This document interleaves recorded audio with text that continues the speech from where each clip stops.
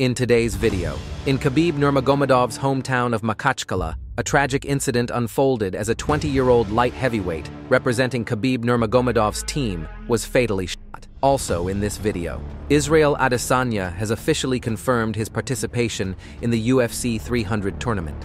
Meanwhile, former welterweight champion Kamaru Usman seems to be eagerly awaiting his return to the Octagon. Fans are buzzing about his impressive physique and the growing demand for a rematch with Khamzat Chimaev. Stay tuned as we delve into the details of the potential welterweight showdown between Shavkat Rakhmonov and Colby Covington, which could unfold this June at the UFC tournament in Seattle. This video has it all, so let's get started. In Dagestan, a 20-year-old light heavyweight from the AMC Fight Nights League, Magomed Rasul Mutayev, who represented Khabib Nurmagomedov's team, was fatally shot. On January 31st, late in the evening, the killer waited for Mutayev at his house at 10:30 p.m. Magomed returned from training and was approaching his entrance. At that moment, the killer jumped out and shot at the fighter 8 times, after which he disappeared. Magomed died in the hospital without regaining consciousness. A few months ago, there was already an attempt to shoot Magomed Mutayev, but the killer missed. The footage shows that Magomed was also armed and fired back. According to the preliminary investigation, the murder appears to have been motivated by revenge. Authorities are currently searching for a 19-year-old native of Dagestan as a suspect in the crime. So my condolences to Khabib's team.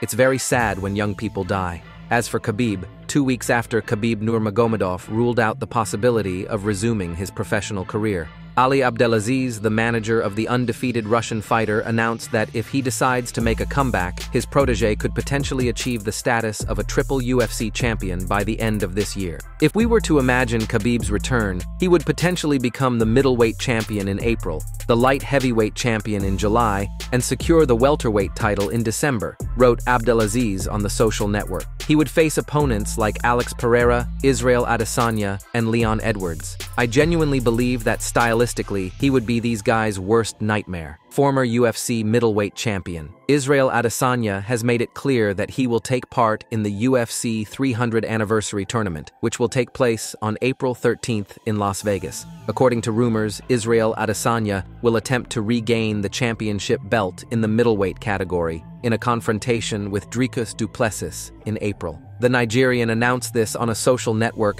by publishing a meaningful poster in the style of 300 Spartans. "The gods must be crazy," Adesanya wrote in a comment. I told you all that I was the greatest of all time.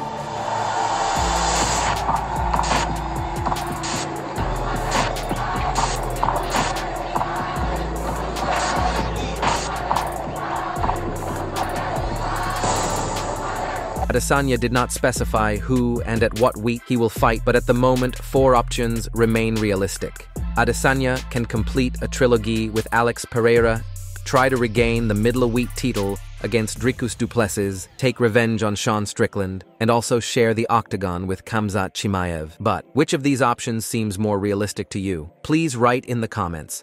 The welterweight fight between Shavkat Rakhmonov and Colby Covington could take place in June of this year at the UFC tournament in Seattle, according to informed sources close to the situation. Undefeated 29-year-old Shavkat Rakhmonov scored his 6th stoppage win in the UFC in December, finishing with a second-round rear naked choke against Stephen Thompson. 35-year-old Colby Covington made an unsuccessful attempt to take the title from Leon Edwards in a previous fight, losing to the champion by unanimous decision after 5 rounds. Currently, Shavkat Rakhmonov and Colby Covington occupy 3rd and 5th places in the UFC welterweight division rankings.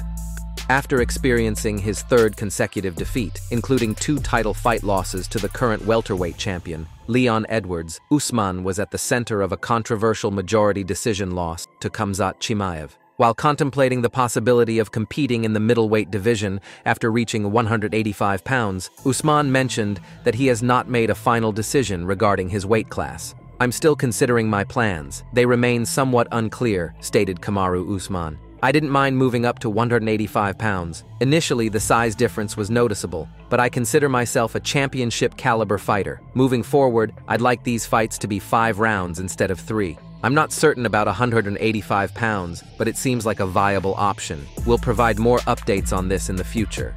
Let it simmer before it boils. Kamaru Usman shared this message on his official social media account, and fans responded to Usman. "I feel sorry for your next opponent." Another fan wrote, "Usman versus Khamzat, welterweight, that needs to happen." Luke Gillespie wrote, "Need you to fight Khamzat on a full camp." Or, "We need a 5-rounder versus Khamzat." And another fan wrote, "I believe 100% you will take your belt back." But, do you believe that Kamaru Usman will reclaim his belt? Share your thoughts in the comments. After an unsuccessful trip to foreign territory, Alex Volkanovski will once again have to defend his belt, this time against the Georgian matador, Ilia Topuria. Ilia Topuria swiftly climbed the ranks in Dana White's league, securing 6 consecutive wins with 4 early finishes. The colorful and dangerous Georgian has rapidly earned his spot in the championship showdown. This isn't just due to his impressive athletic prowess, but also because Ilia will bring Spanish fans along with him. Given Dana White's desire to conquer Europe, this seems like an ideal scenario. But who do you think will emerge victorious in this battle? Share your thoughts in the comments. For example, Dominic Cruz is sure that it will be a chess match. Matchup, we got the same stature here versus with Volkanovski that he'll have. Similar height. But the difference is, look at how Topuria is pouring on the pressure, keeping Emmett on the heels, and then just picking him apart with the jab and the range. Every time Emmett goes to throw, Topuria slides out of the way perfectly, just a centimeter out of the way to counter if he needs to, and really waste the energy of Emmett. And see, you can see in between the shots of Emmett, Topuria is just landing so slick, so strong, and so powerful, and he starts going to the body and mixing that in too. But the real thing is, look at how he stands his ground. He doesn't back up at all. He stands there, eats the damage, and keeps the pressure on, which really wears out Emmett. It's going to be hard to do that with Volkanovski with the stance switch, with the calf kicks and the mixture. That's why this fight's fun. Because Volkanovski switches stance, because he throws these calf kicks that you saw right there, it's going to change the matchup and the durability of Volkanovski as well. I can't wait to see how Topuria adjusts. It's going to be a chess battle. The only reason that worked was because it was Chris Cyborg. And that'll be the same thing. No, if you you're wrong. add this belt without a guy with a name. You're wrong. You can't just say I'm wrong. You got to give me something to make me believe that. You're wrong. Listen, No. Chris Cyborg hadn't lost. Everyone knew she was the best fighter in the world at that weight class. That's why no one gave a damn when someone else had the belt, because they knew who the best fighter was. Conor McGregor can't win a fight. But do you know that Conor McGregor is not the best 165-pound fighter in the world? You don't know that because you've never seen it. You shut up. I'm serious. You don't know that because you've never seen it. What if Conor McGregor at 165 is the perfect spot for him? You just stop right now. I'm serious. You're trying to make me angry. No, I'm not. I'm going to come in and try to make this Ben off. No, I'm serious, Ben. But, okay, listen. No, if we're going to make the 65 division, I'm great with it. Why wouldn't it be Chandler McGregor? Because Conor McGregor hasn't beat anyone meaningful since 2016. Yeah, we're in 2024. That's all for today. If you enjoyed the video, please don't forget to like and subscribe to the channel. We would be very grateful.